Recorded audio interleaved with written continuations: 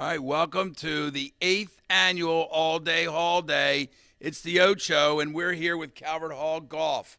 All right, going to talk a little about golf to kick off the evening. If you're at home, get your bag of clubs out, get ready, because we're going to work on your game a little bit. If your friend's not very good, call them up, wake them up, because we've got experts here to help you improve yourself. All right, I was today Drew Forrester, our head golf coach, along with Nick Meerman down the end, class of 13. Also played at Towson State.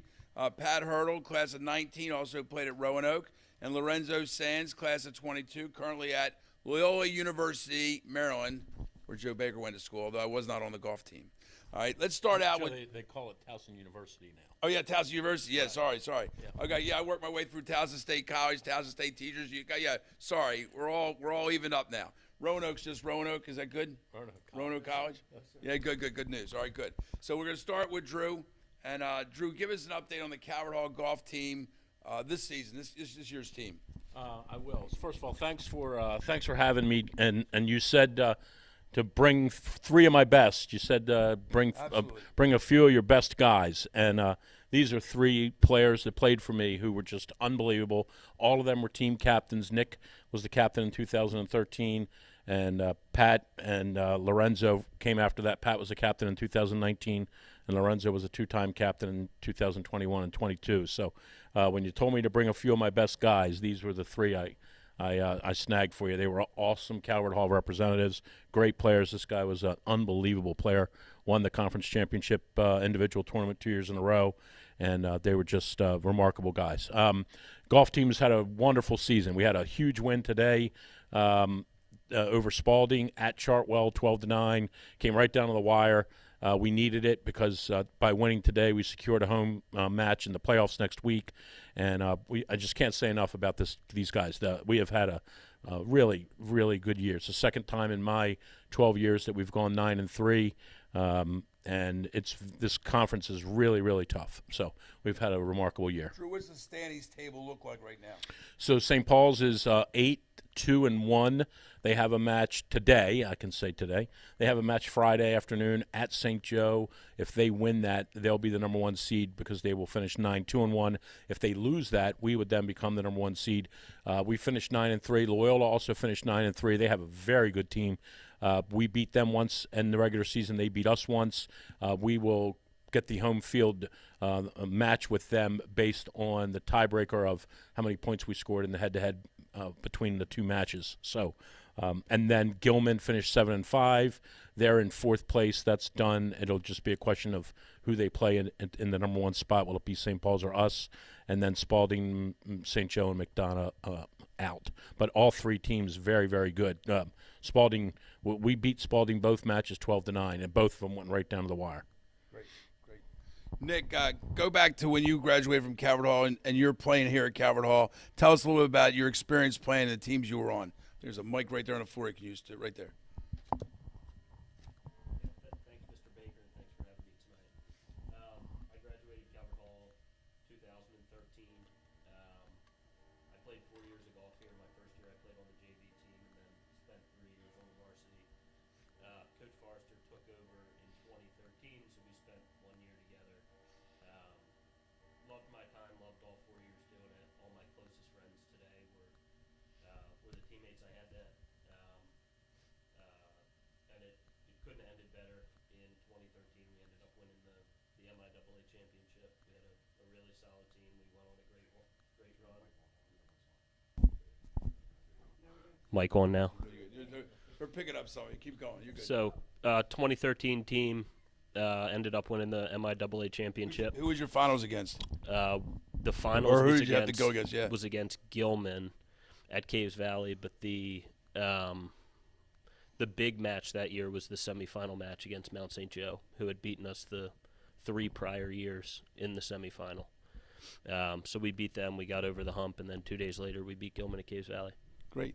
Let's go over to Pat. Pat, go back a little bit to when you played. I know college is a little bit different, but when you played high school, talk a little bit about the way the high school matchups, how the competitions work.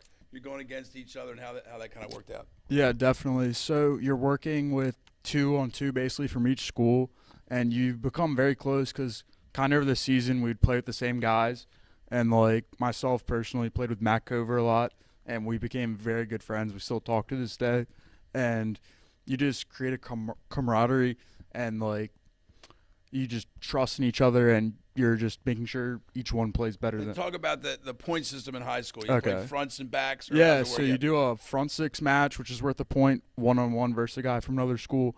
Then a back six match, which is worth a point, and then an overall match over the 12 holes. And then there's a best ball between each school's 2 players, which is worth an overall team point, which usually becomes pretty important. So it's a lot more about what you do against the guys you're playing than your overall score, actually, right? Yes. I mean, you could be having a great round, but he's still beating you on points. Yeah. Yeah, I mean, there's rounds where you're playing very well and you're getting beat on points, and then there's rounds where you're not playing great, but if you're beating your other guy, it still works out. So got to be a lot of psychology when you're playing that type of match, right? Is that? Yeah, I would Are agree. you working the other guys a little bit? Yeah, I mean, the biggest thing is just to stay calm and just stay focused and stay in it. All right, let's go over to Lorenzo. Lorenzo, you were 2-time MIAA champ? I was, correct. That's awesome. So talk to us a little bit about the individual championships and how that works, strategy, and your 2 experiences. So, I mean, obviously when you're playing, like for Calvert Hall in the high school season, it's all match play. So, as Pat just previously said, 1v1, you're only focusing on the guy that you're playing against. That's all you care about. Now, when you get to the individual championship, obviously it's stroke play. You're playing yourself versus the rest of the field. So, if you have one bad hole in a match play event for Calvert Hall, it might not matter, but in stroke play it does. So it's 36 holes both times. There's a cut in between both the days and both of the years there was. So you got to play well both days to make it through the field. Were both of your matches tight? I mean, both of your years was a tight finish or what? My first year, I remember I shot even part of the first day. Playoff, right? Playoff, it was correct. It was even part of the first day. Second day I shot like 3 or 4 under, and then I won a playoff in the first playoff hole by birding the first playoff hole versus a kid from Spalding. My second year I played well the first day and played well the second day, and I won by a few. So first year was a little more drama than the second year. Yeah, that's nice. That's nice. Drew, talk to us a little bit about, we know how basketball and football and all work out here at Calvert Hall. I mean, people see them and stuff. We don't see you guys as much. Talk to us about the preparation your team does and your practice schedule, that kind of stuff. Well, we're, I always say this, we're, selfishly, I would say, like we got one of the toughest jobs, I think, because we don't have a facility here, we don't have a golf course here. We have to, like some of the other sports like squash and hockey, we have to go away, we have to go off-site to practice and to play. Golf is the only sport where the coach doesn't get to watch the entire match in front of him. Basketball, you sit or stand on the sideline and you get to see the entire game and you get to watch game film. Football, baseball, the manager or the coach always sees the whole game. I can only really see one group if I follow a group. I can't be in all the places at the same time. So we really just, I think in my 12 years, we've really just tried to elevate the program to the point where we treat it like it's a college golf prep program. I think these 3 guys hopefully would tell you that what they learned here from Calvert Hall golf helped them when they got to college and played. We work out at the beginning of the season. We let them eat all their Christmas cookies, and then when they come back in January, we start working out, and we practice 30 degrees where we're out there in February and March practicing because sometimes you have to play in those conditions. So one of the things I think obviously I'm very blessed to have a great assistant coach in Brian Hubbard. One of the things we always talk about is the Calvert Hall way, and the Calvert Hall way is kind of like we've just been winning this year. It's scrappy, it's tough. We don't care how we do it, we just care how many, and we just I think we just put our head down and we try to play the best golf we can, and we're not overly concerned with style. We're more concerned with being respectful and playing golf the right way and winning, obviously. But we do try to do it the Calvert Hall way. So also while we stay on that a little bit, talk about now we got really good players, right? Which obviously talent helps, right? Can't be talent, but it's everything. Right. But from your perspective as a coach, high school players. What are you trying to gain with high school players? Are they usually deficient in the short game? Are you trying to make it be more accurate? What's the goal as you start with a freshman, pretty good player, and you're trying to jump them up the line? Well, that's a great question. I mean, I think we first of all, it is the players. I mean, this year this is a remarkable team, and it really is the players that you pick them, or they come to Calvert Hall to play golf for you, and you're in there. I always say to them, because we can't substitute. It's another one of the quirky things about golf. Unlike other sports, once you start it, I always say to them, I'm married to you for the day. When you start on that first hole, once you start, I've got you for the day, good or bad. So the players are everything. I think the one thing I try to do from a coaching standpoint that I really stress is to stay in it and to try to make a par. And I really don't get that involved in their golf swing, other than I can make some observations, and if we're at the driving range and someone's hitting it left and doesn't understand why he's hooking the ball, we'll stand there and talk about it. Or if he's hitting it to the right and doesn't understand why he's blocking it, we can talk about it and look at it and video it. So I am there to help them with their golf swing, but for the most part, they're so talented that they don't really need that much help. They just need a little bit of guidance and a little bit of just somebody to stand over them and say, hey, you just need to make a par here. And I'm sure they'll all tell you how many times they heard me after one of their bad drives say, you can make a par from there. Just go hit it 3 more times. You'll figure it out. So that's one of the things I do as a coach. I just try to keep them as level as I can and not let them go so high and so low. Now, but with the young kids, do you find you get a lot of Happy Gilmore guys just trying to hit the hell out of the ball? I mean, is that possible? Well, they definitely, I would say they all like to hit it far. Like to try to hit it far. But I will also say, as the years have gone on, I think probably back in Nick's day, I probably stressed a lot that you don't have to hit it real far. It's high school golf. Just get it in the fairway. And I think in Nick's, 2013, I think that was probably true. And in his day now, when I go watch college golf, if you don't hit the ball far in college golf, you're getting run over. So it has changed a little bit, I would say, in the last, certainly in my time here, it's changed a lot. Length does matter. How far you hit it does matter for sure. And so over time, I've changed. I've evolved a little bit to understand that you do have to hit it far. If you don't, you're at a disadvantage. Pat never hit it a long way, but Pat was very, very good around the greens and very good with his irons, very good putter, scrappy, and that works in high school golf as well. But when you get to college, and they would tell you that you do have to hit it a long way. So I don't. My game is my game's retired right now. But people were kind of saying, "Joe, just retire your game. It's so good."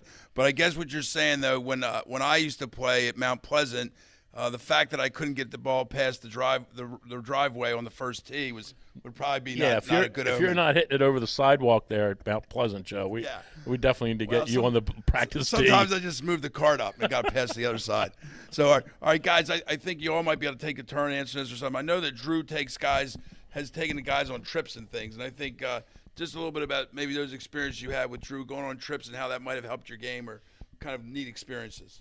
Yeah, for sure. So my freshman year, we went to Pinehurst. Pat, I believe you were there too, correct? So, I mean, that was an awesome experience. I know it's just great golf, and that's one of the golf meccas, obviously, in the United States, and it's just an awesome dream to be there and a great privilege. So that's awesome. But I think what I've got most out of these trips is just how much brotherhood we have on these trips itself. So, it's not just about golf. It's about creating culture on this team and creating kind of like a unity for all of us, and just how can we get closer as a team. So, Lorenzo, in some ways, individual sport, but you guys really play more like a team sport, right? I would believe so, yes. I think we play it versus all the other teams in the MLA in golf. We play it the most as a team sport versus any of the other ones, which is a huge benefit for us. Yep. Pat, talk about some of your experiences with Drew and the team. Yeah, so along with what Lorenzo said, the Pinehurst trip was my senior year, Lorenzo's freshman. 4 of us decided when we were playing Pinehurst number 2 to play the U.S. Open tees, and Coach Forrester warned us to not play the U.S. Open tees. Is it like a 9,000-yard course? What is that? Felt like that. And not to shatter our confidence, but we were young and ignored him. Yeah. And we did it, and we all got humbled quite a bit, but had a good laugh about it, and it was an awesome trip. Gotcha. Nick, did you get a chance to take a trip with Drew? Yeah, one with Drew, 2 with Drew, and then one before Drew took over as coach. Probably 2009 or 10 season when Coach McGinn was still with us. We went down to Disney World, Wide World of Sports. There was I think 8 teams from around the country there, and we played a little match play golf tournament. That was a lot of fun. We went along with the baseball team, and that was a unique experience. My senior year with Coach Forrester, we were supposed to go to, I think, Williamsburg. Go to Richmond. Richmond, and they got snow. It was the middle of March or early March. They got snow, so we went to Queenstown, and it was equally as miserable weather. But we played, and we had a really competitive group. So it was like 30 degrees, but we still wanted to play golf. And then after golf was done, we'd fight over ping pong, and then fight over pool, and whatever else after that. So, and then the last trip I did was actually the year after I graduated. Coach took the team to Pinehurst as well, and it was cool to be there with them as, like, not a mentor, but that was a very young team. I had just graduated. We graduated 6 starters, to kind of be with them, as it was like I guess a new wave of players was pretty cool. Pat, talk a little bit about the college experience playing golf. It's a little bit different than the high school experience. Yeah. So I think the high school experience is a lot more team oriented, especially with the match play where you're paired up with one of your teammates. College, you're playing with 2 or 3 guys from other schools, versus high school, you have one of your teammates who's there to support you. You know, when you play a bad hole, picks you up, and vice versa. And it's a lot more team oriented in high school, I would say. College is a lot more. It's mostly stroke play, so you're focused on your individual scores. Yeah, instead of being as team oriented, so I would the team say. gets the lowest of scores just because you got the guys with the lowest scores. I mean, Yeah, you exactly. didn't help yourself get there. Yeah, Right, exactly. exactly. Lorenzo, talk about the amount of preparation and work, the expectations. Sometimes people don't realize that they know how much work it must be to play football at Alabama. They think everything else is just a vacation. So talk about the work you got to do at Loyola to be part of a really good program. Yeah, so, I mean, as you said, like Alabama football, like something like that, it's the exact same thing, if not more. I mean, we're all trying to compete out there, all trying to play the best of our abilities. So, I mean, trying to prepare for these events is huge, but it's also like, to get into these events, we have to qualify in, correct? So we have to be a part of that starting lineup. And for our team this year, we have 11 guys, and only 5 get to go on that road. 5 count 4 for the team every single week, and everybody's fighting to play in. Everybody wants to play. And what's really interesting, what I saw from Calvert Hall versus college is just, like, Calvert Hall, I felt like a huge team aspect, same with how Pat said, how it turns into more individual. But when you're trying to qualify every single week, you're friends with all these guys in the team. They're all your teammates. But when it gets to qualifying, it's almost like they become your enemies. It's such a huge pressure aspect, and it makes you better because you're constantly competing. But you're competing to beat your own teammates, your own friends, to get into that starting roster lineup on the road. Now, Lorenzo, I know you're a good student, but how do you balance out traveling to tournament? The tournaments are 2 or 3 days out. Those tournaments, correct. So usually our tournaments are Sunday, Monday, Tuesday. It'll be 36 holes on Monday, and then how do you work that with school and stuff? You just do the best you can. just do the best you can. I think Calvert Hall definitely prepared me for that. So I don't know where my GPA would be right now, currently in my freshman year, if I didn't come to Calvert Hall. There you go. Nick, you're now you're a little bit older, so you've been out in the real world. I mean, you've been in the real world, right, for a while. I guess. You're in the real world now. Maybe it. just share with us, take away from golf a little bit. Share with us a little bit of how you think your Calvert Hall experience may have contributed to what you're doing now. Yeah, sure. I think in just so many different ways, Calvert Hall prepares you for the different people you're going to meet. This place certainly teaches you how to build relationships, and personally, like, the relationships that I made at Calvert Hall helped me forge my career. The first job I got out of college was for a teammate at Calvert Hall, for my teammate's mother, and I worked there for 4 or 5 years.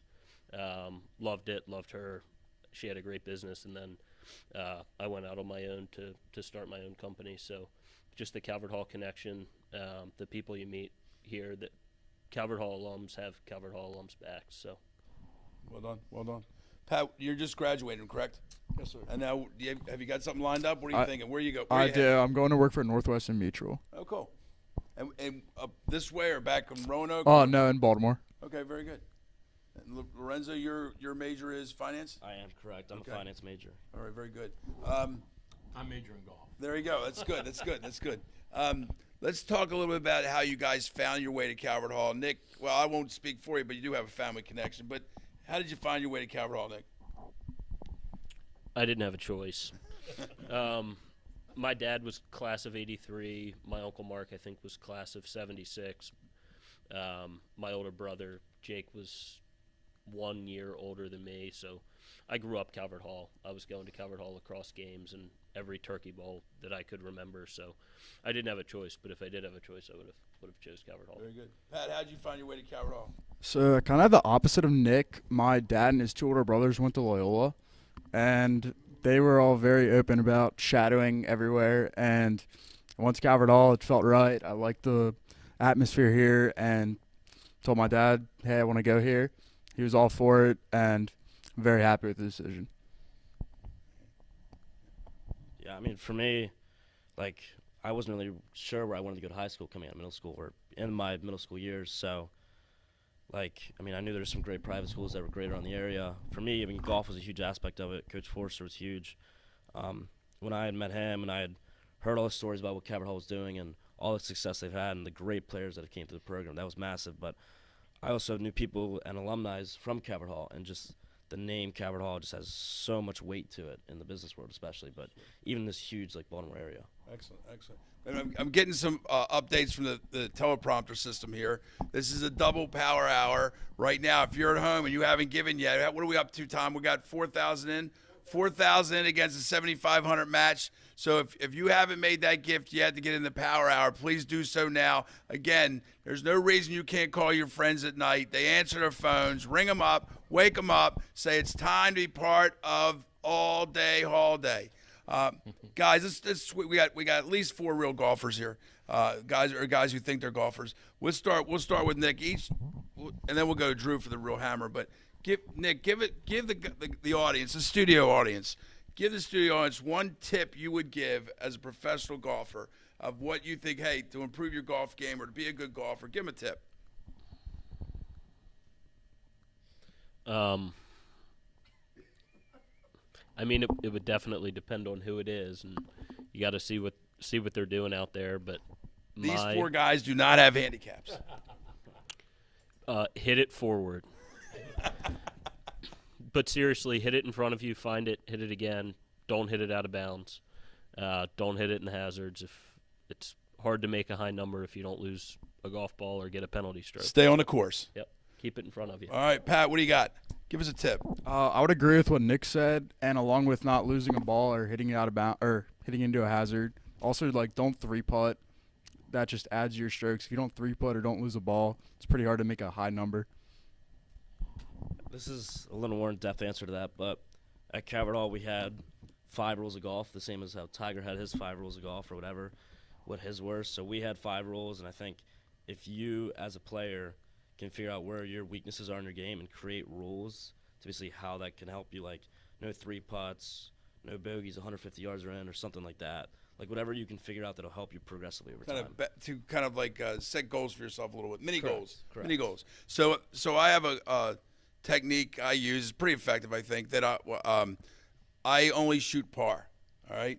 So when I go out, I shoot par. Right. So when I get to 72, whatever par is, I stop. Right. Nobody ever asks you how many holes you played. Right. Nobody says, hey, I might play 3 holes, but I shot par today. So it's kind of a way to look at it. I love it. All right, Drew, give us a couple tidbits from the master. I love it. Well, I guess if you're talking about somebody, if you're trying to find a beginning golfer's form and talk about how you can shoot you do it in categories, right? How do you break 100? How do you break 90? How do you break 80?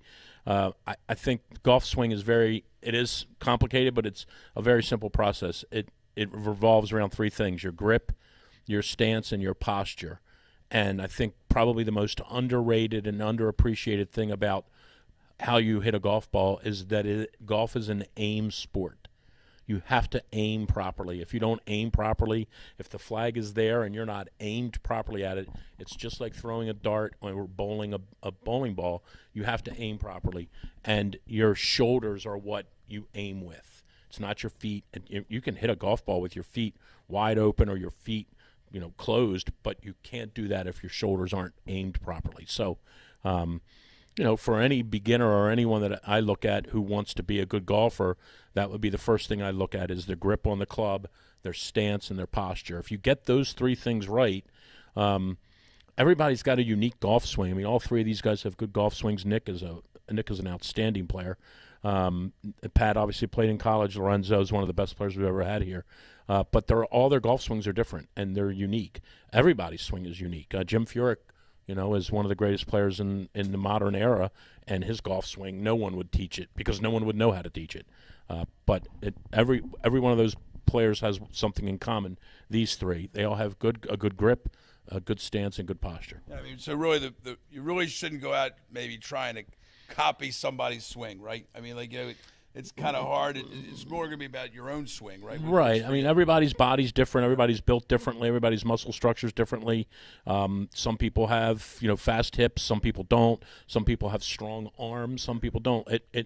It's really more about if you get those three things right, if you get the right grip on the club, the right stance, and the right posture, I don't want to say nothing can go wrong from there because that's not true, but you have a lot of it built in right away if you have those three things right. And on the flip side, all three of these guys would probably say the same thing too, like anytime you're struggling, if you're a good player and you're struggling, it's almost always one of those three things. It's not your golf swing that's gone wrong. It's one of those three things has just gotten off track a little bit.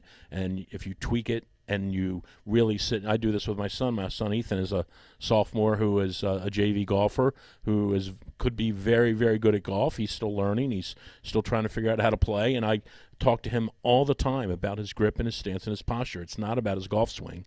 He just has to get those three things right. So. All right, good. Group question anybody can answer.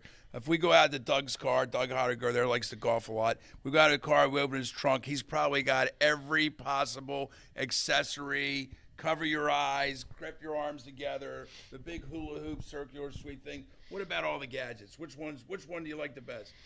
Well, I'll answer it first since I got the mic and I'll hand to them.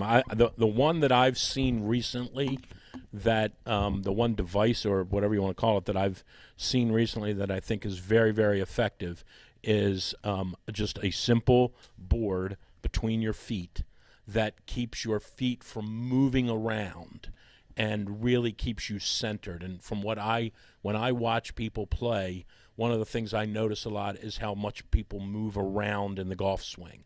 And if you put this board between your feet and you kind of lock yourself in, you'll start hitting the ball a lot more squarely right away just because you're not moving around.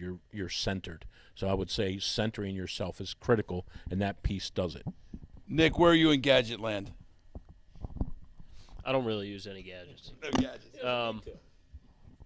The only gadgets I think I would use are when I'm putting.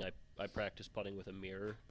Like you set the ball on the mirror and you putt it off of that, but that's just so you can see where your eyes are to make sure they're in the same spot every time you putt, so that your posture is the exact same every time you putt it. Okay. Pat, you get deliveries from Amazon on a regular basis?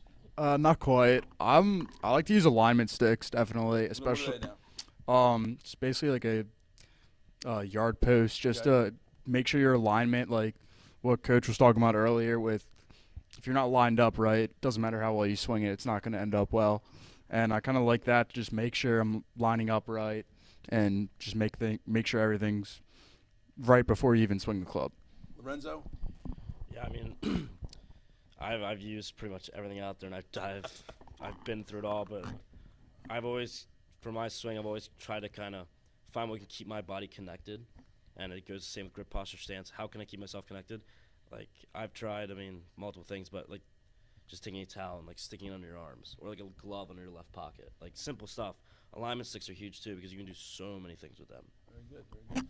I just got word from the teleprompter. Marty Blair, class of 79, just made our number 100 gift, right? Thanks, Marty. Thanks to the class of 79 who has been leading the way the last couple all-day holidays in terms of participation. Great job. Thanks, guys. Nice. Now, Jeff has a different situation in the trunk of his car.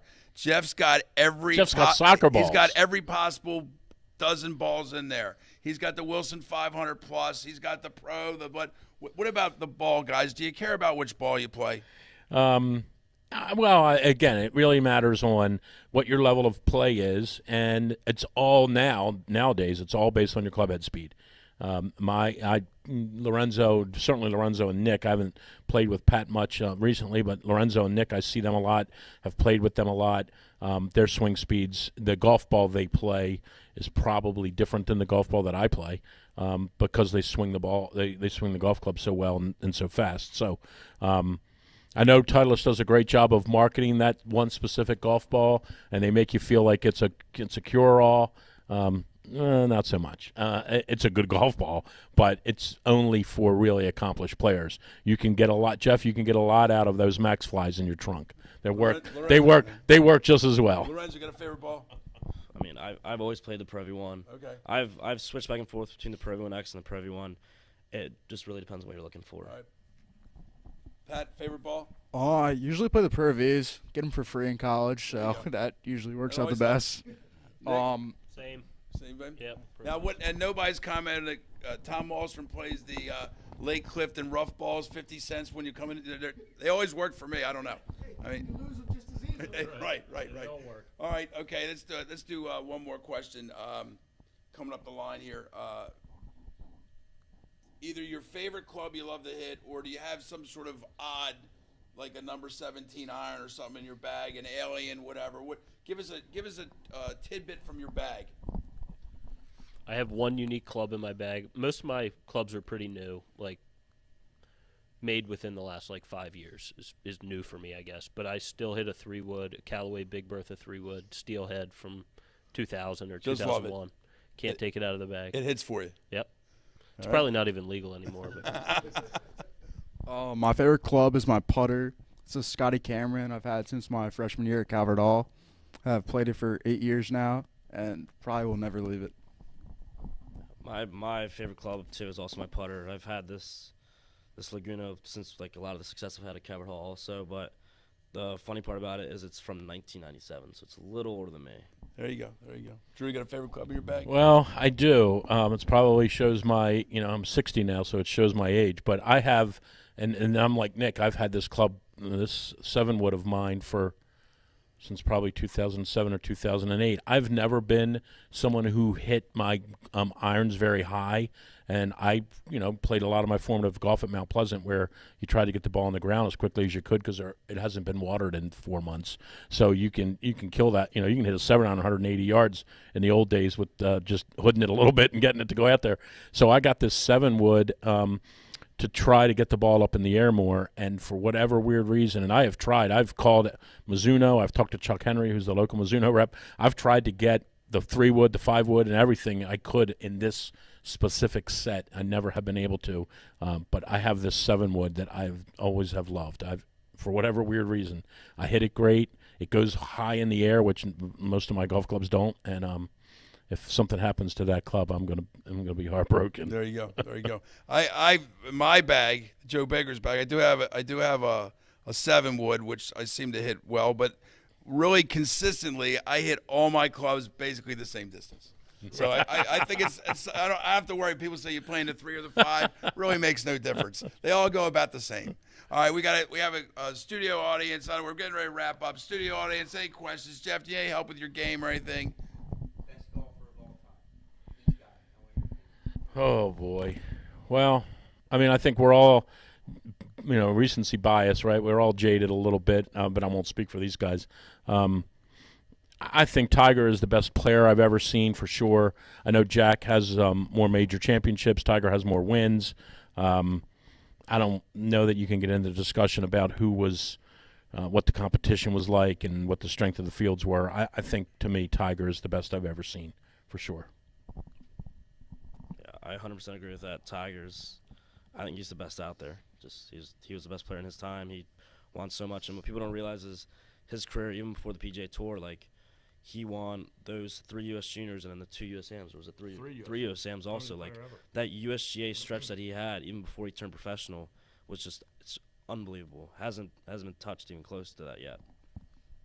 Yeah, I'm gonna keep going with this. I think also peak Tiger beats peak Jack. Jack definitely had a longer career than Tiger, but peak Tiger, I don't think will ever be topped again. Serge Hogue. Calvert Hall grad. There you go. Good answer. All right. I'll give Drew a little closure here with Drew. Talk a little bit about your Senior Open experience. Oh well, the worst part about it was it said senior. It was amazing. I tell you, You qualified. Tell us I about the qualified. process. There were 90 some guys for 3 spots at Argyle, and the first 2 guys got in. I forget 67 or 68 or whatever, and I was like the 3rd group out in the morning, and I shot 69, and then I waited around the entire day, and a couple guys came in also at 69, and we went and played off, and I hit it tight on all the. It was a 4-hole playoff, or I went 4 holes. I could have ended it 3 other times, and I didn't. I hit it tight on all 3 holes. It was the best. It was probably one of the best rounds of golf I've ever played, tournament golf that I've ever played. Just happened. It was just my day. I had been close a couple of other times. I missed it by one year in Philly.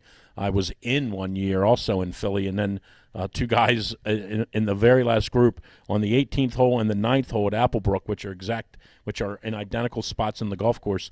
1 guy in each group beat me on the last group. So I had been close a couple times, and I was just blessed that day. I just played great, and I made a big putt on the 4th playoff hole that got me in, and then I went to Omaha Country Club and I saw what real golfers are capable of doing. But Nick mentioned Serge. I took Serge Hogue with me to caddy. He was awesome. He really helped me. He knew when to make a joke, which was most of the time, and he knew when to be serious. And it was just a dream come true. I had. You kind of say sometimes, like, I never really dreamed that big. I always wanted to play in something like that. I just never knew I could. And we had a great, I took my family, and Ethan and Lucy and my wife walked along the whole time, and it was really cool. Oh, It was really cool. Awesome experience. Well, it's been a great show. Thanks, guys, for being here. It's greatly appreciated. Thanks you for making sacrifices to be up here late and share your experiences with our audience. But let me just say this about these 3 guys, sure, real quick, because I think when you asked me to do this and said bring 3 of your best, these 3 guys were really remarkable representatives of Calvert Hall. I can't stress enough how much when and Lorenzo said something about coming to Calvert Hall. We had met. He was an 8th grader, and I remember bringing him to Eagles Nest, and he and his mom came, and I saw him hit 20 golf balls and said, "Whenever you're ready to enroll, let me know." He was a remarkable player and a great leader, and so was Pat. Pat was a captain. We really put a lot of not stress, but we put a lot of importance on being a captain. Nick and Jimmy Graham were remarkable captains, and Pat and Austin were great captains, and we put a lot of emphasis on that because it is a team sport. And Felix Endler and Sam Teljahan are our captains this year. They've done a great job, and but it is the Calvert Hall way, and these guys really have represented it very, very, very well. That's great. That's great. Thanks for having us. No, we love. It was great conversation. So it's the 8th all-day Hall Day. Keep those cards and letters coming. www.calverthall.com/giving day. That's how you can make a gift. That's how you can see the map of the day, what's coming up. We've got Sunrise Yoga, 7 a.m., Bagels with Baker, 8 a.m., Cookout with Kane at noon. Much more to come. Thanks so much. Spread the word. Good night now.